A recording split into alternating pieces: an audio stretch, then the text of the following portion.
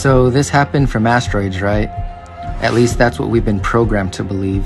But what if I told you that this was a phenomena that has happened from below and not something that fell from above? Isn't it interesting that what we have thought to be craters look a lot like geysers? Now let's compare both side by side.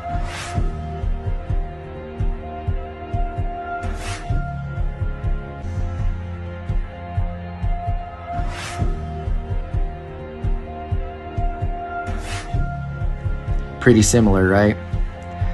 Now, don't you find it strange that if these were from the impact of meteors, that no such thing is ever by or around these craters?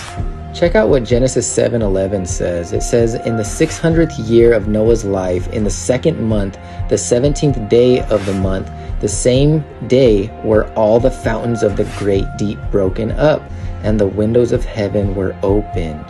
Are you following me? God opened up the windows of heaven and water came out through the firmament, and also it sprung up from the ground.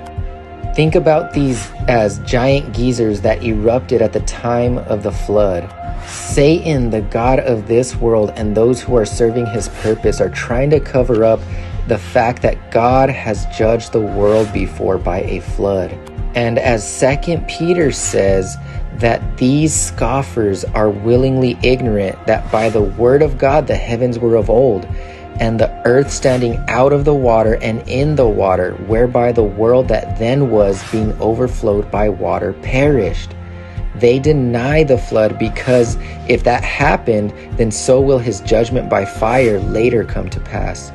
These large craters are also proof of a flood.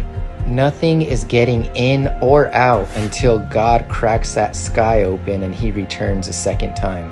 The evidence is all around us if you have eyes to see.